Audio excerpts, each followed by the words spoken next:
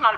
እንዴት በገዛ ልጁና እህቱ ላይ ይህን ያህል ይጨክናል? በትላንትናው ዕለት በእናቷና በወንድሟ ምክንያት አንዲት እህታችን በሚያሳዝን ሁኔታ ራሷን አጥፍታን ተገኝታለች። ታዲያ ራሷን ያጠፋች እህታችንም ትዕግስት ሰጠም ትባላለች። ለብዙ ዓመታት ውጭ ሀገር ቆይታ ወደ ሀገሯ ስትመለስ የሰራችው ቤትና ያፈራችው ንብረት በሙሉ እናቷና የገዛ ወንድሟ አባክነው አጥፍተው ይጠብቋታል። ታዲያ ንብረቷና ገንዘቧን በተመለከተ ስትጠይቃቸው እንደለመድሽው ሸቃቅለሽ ብይ የሚል ልብ የሚሰብር ቃላትም እጅግ አሳዛኝና ልብ ሰባሪ የሆነ ዜና ተሰምተዋል። እህታችን ትዕግስት ሰጠ ትባላለች። የአረብ ሀገር የበርካታ ዓመታት ነዋሪ የነበረች ሲሆን የቡታጅራ ልዩ ስሙ ኬላ አካባቢ ተወላጅ ነች። ከብዙ ዓመታት የውጭ ሀገር ቆይታ በኋላ ወደ ሀገሯ ስትመለስ ያፈራችውን ንብረት በሙሉ ያሰራችውን ቤት ሳይቀር ወንድሟና እናቷ አውድመውና አባክነው ሲጠብቋት አገኘች።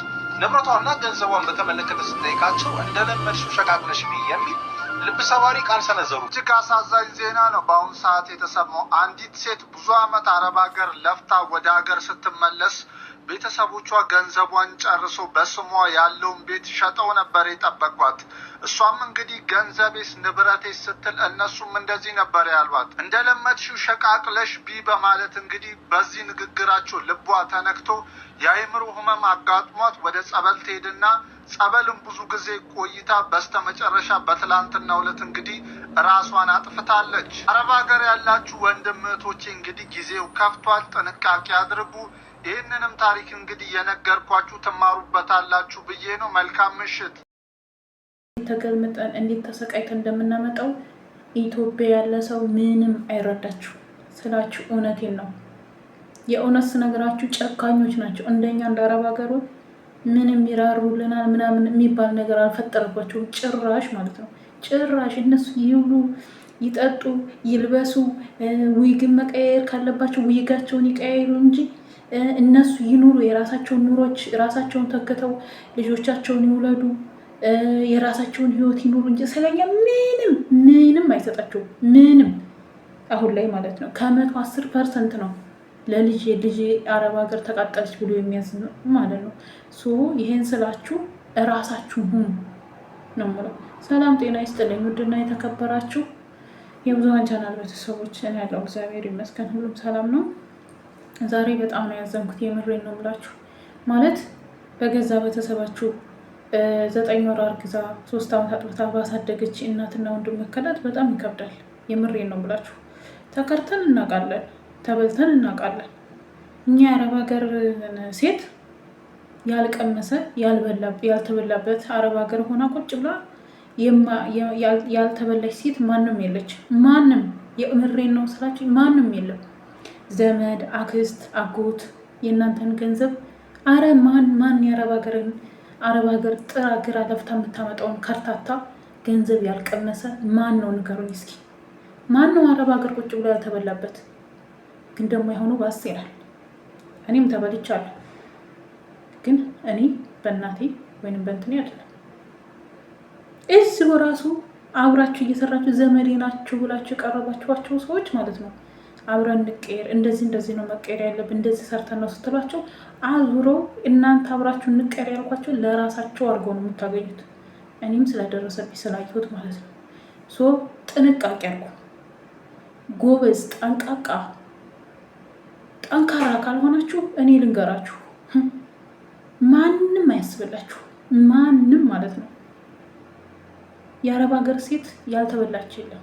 እኔ ለዚህ ነው አሁን ላይ እንኳን በአዳ ቀርቶ የገዛ ቤተሰብ አልታመነም። ገንዘብ ነው። ገንዘብ ብዙ ነገር ያደርጋል ነው የምላችሁ ወዳጆች። ብዙ ነገር ከቻላችሁ አንዳንዴ ባንክ ስታስቀምጡት ብሩ እየረከሰ እየወደቀ ነው የሚሄደው ይላሉ። ይውደቅ፣ ምንም ቢሆን ብራችሁ እዛ ካለ ወርቁ አይወርቅም። ወጣ ብላችሁ ወደ ገጠር የሆነ ነገር ትሰራላችሁ፣ ወይ ደግሞ ጥሩ ቤት ከሆነ እጃችሁ ላይ መያዝ። ጥሩ ቤት ከሆነ ምንም ሌላ ነገር የሚተናኮላችሁ ምናምን ከሌለ እጃችሁ ላይ መያዝ፣ አለበተዛ ባንክ ቤት ማስቀመጥ። እንዲህ አድርጉልኝ አይደለም እንዲህ አድርጉልኝ ምናምን ስትሏቸው ቀርቶ ማለት ነው የራሳቸውን ህይወት እንጂ ስለኛ አረብ ሀገር እህት ያለች አረብ ሀገር እንደዚህ ያለች ሳይሆን እኔም ልጅ ያለች ይሄን ታረግልኛለች ይሄን ታደርግልኛለች ነው የሚሉት አንዳንዶቹ። በጣም ነው የሚገርሙኝ ማለት ነው። በጣም አስተሳሰባቸው በጣም የወረደ ነው። እንደኛ የሚያስቡ እንደኛ ሩህሩህ አንጀታቸው ጨካኞች ናቸው ልንገራቸው። እናንተ ይዛችሁ ራሳችሁን ችላችሁ ካልሄዳችሁ ይህቺ ስንት ዓመት ሰርታ መታ እዚህ ደግሞ እንትን ትላለች ብለው ማለት ነው እንዴት እንደሚያዋችሁ ልንገራችሁ። ዛሬ እኔ በቀደም ነግሬያችኋለሁ። እኛ አረብ ሀገር ያለን ሰዎች ከሌለን ማንም አይወደንም። ስንሄድ ራሱ ለ3 ቀን ለ4 ቀን ሄ ይላሉ። ያ ማላት ታበላናለች ብለው ነው። ገባችሁ? ታበላናለች አላት ብላ ነው። በጣም የዋሆች ነን እኛ አረብ ሀገር። እግዚአብሔር እንዴት መርጦ እንደሚልከንም እኔ በጣም ይገርመኛል። ማንኛውም ሴት አረብ ሀገር ላይ በጣም የዋህ ሩህሩህ አዛኝ ናት። ለምን እንደሆነ ሩህሩህ አዛኝ ሆነችው ታውቃላችሁ? የሰው ፊት እንዴት እንደሚገርፍ ስለምታውቅ፣ ችግር እንዴት እንደሆነ ስለምታውቅ ነው እኛ ሩህሩህ አዛኝ ሆነው ማለት ነው። የሰው ፊት አይቶ የሚያውቀው ዝም ብላችሁ አለ አይደል?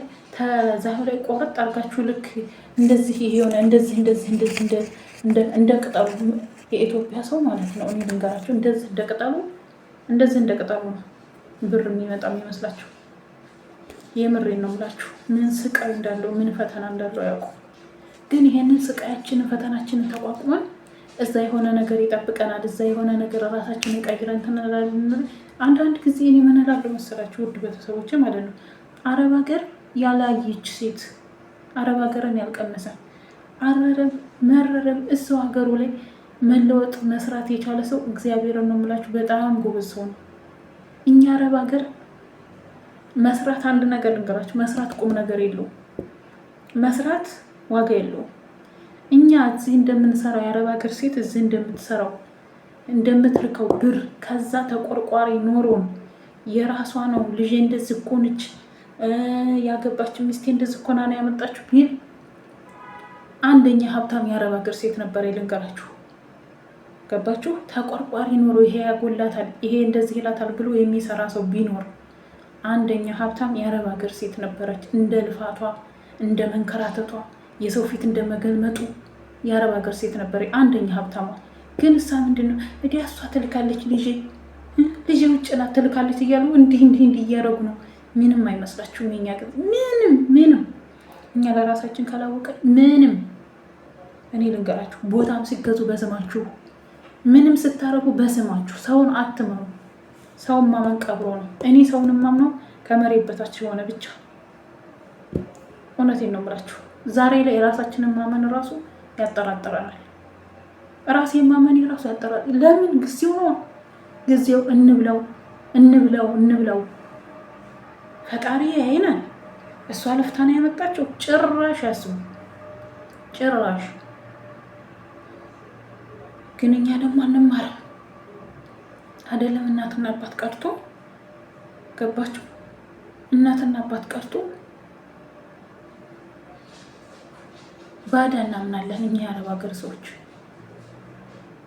ባዳ ማለት ነው። በጣም እናምናለን ሰው። ለምን? እኛ ታምነን ሰው ቤት አምነው እኮ ነው ሙሉ ቤታቸውን ሰጥተውን ጓዳ ጎድጓዳቸውን የምናየው እኛ ነን። ስለሚያምኑ እኛም እንደዛ ስለሚመስለን ነው። ፈጣሪያችንን ፈርተን ተንኮል ሳንሰራ ምን ሳንል ስለምንሰራ ነው። እኔ በጣም ነው ልቤ የተሰበረ የምር። አስባችሁታል? አረብ ሀገር 10 ምናምን ዓመት ለፍታችሁ መጣችሁ። ከዛ ሀገሬ ላይ አርፌ የራሴ ህይወት ይኖረኛል ስትሉ እዛው እንደፈለግሽ አቅለሽ ቢ ነው። እንደዛ ነው። ይቺ ተዋት ነው የሚሉት። የምሬን ነው የምላችሁ። ይቺ ተዋት እባክህ ስንት ዓመት ሰርታ ያላለፈላት ዝም ብላ ምን የአረብ ሀገር እብድ ነው የሚሉ። የምሬን ነው የምላችሁ። ከመጤፍ ልንገራችሁ፣ ሰላም ተራሱ ማለት ነው ኢትዮጵያ ላይ እናንተን ሰላም ብላችሁ ካሏችሁ እኔ ልንገራችሁ ያጋጠመኝን ነገር ማለት ነው። በፊት የኛ ሀገር ሰዎች ነን፣ ጎረቤት ነን፣ በጣም የቅርብ ጎረቤት ነን። እኔ ያቆኛልን ብዬ አላቅም ነበር፣ ግን ሰው ያውቃችኋል። ልንገራችሁ ካላችሁ ሰው ያውቃችኋል። ድሃ ከሆናችሁ ራሱ የሚያውቋችሁ ራሱ ትጠፉባችኋላችሁ። እኔ በጣም ነው የገረመኝ። አንድ ገጠመኝ ልንገራችሁ። በጣም እኔ በፊት ልጅ ሆኜ በደንብ አውቀዋለሁ። የሆነ ብቻ እንዴት ልበላችሁ፣ በጣም አውቀዋለሁ። የዛን ያክል ሰላም አይልም። እኔም ሰላም ምናምን አይደለም በነገራችን ላይ እኔ እና የሆነ ባህሪ አንዳንድ ባህሪ ያለባችሁ የሰው ልጅ ሲፈጠር ግን ባለፈው አጋጣሚ ሄጄ የሆነ ባጃጅ ባንክ ቤት ገዝቼ ባጃጅ አስቆሜ ተከፈለልኝ። ለምን በፊት የማልታወቀውን ዛሬ እየሰራው ነው።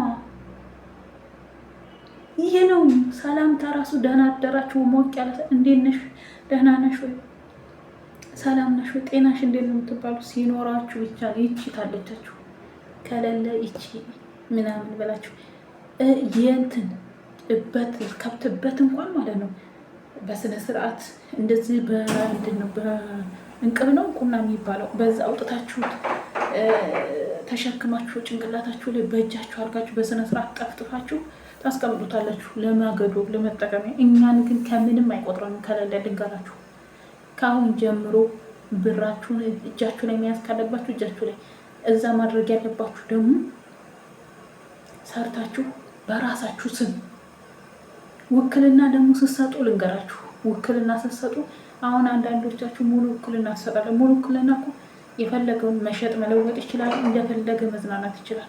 ሙሉ ውክልና አይደለም፣ ለመቆጣጠር ብቻ መሸጥ መለወጥ እንዳይችል ለህግ አማክሩ። በጣም ቀላል ነው ደግሞ ይሄንን ማንም ያውቀዋል። 3 አይነት ውክልና፣ መሸጥ መቆጣጠር የሚችል መሸጥ መለወጥ እንዳይችል ምናምን፣ አንደኛው ደግሞ የባንክም የቤትም ሁሉም ያላችሁን ገንዘብ መቆጣጠር የሚችል እና የምንላችሁ ነው። ውድ ቤተሰቦቼ ለምን እኛ በሰራ ነው እኛ መከራችንን ባየ ነው ለምን እንደገና ህይወታችንን እስከ ማጣት ድረስ እንደርሳለን? ብዙ ነገሮች አሉ። ውክልና ካላችሁ በዛ ላይ ሄዳችሁ ቢያንስ መኖሪያ ፍቃድ ካላችሁ እኔ አትጥፉ ነው። በብዛት ብዙ አመት ጠፍተን እንሰራና ብዙ አመት ሰርተን ኢትዮጵያ ይሄ ይደረግልናል ይሄ ያለ ምናምን ብለን ስንገባ ምንም ነገር የለም። ብሯ ብታንስም ህጋዊ የሆነ የመሰለ ነገር የለም። ህጋዊ ከሆናችሁ ሁሉንም እየሄዳችሁ ትቆጣጠራላችሁ። በቃ ቢያንስ በ2 አመት ትሄዳላችሁ። ያላችሁን ነገር ታያላችሁ። ያላችሁን ነገር አይታችሁ አዘጋጃጅታችሁ ሁሉን ነገር አይታችሁ ሁሉን ነገር አስተካክላችሁ ትመጣላችሁ። ገባችሁ? ግን ህገወጥ መሆን በጣም ዋጋ ያስከፍላል። እርግጠኛ ነኝ ይሄን ያክል ጊዜ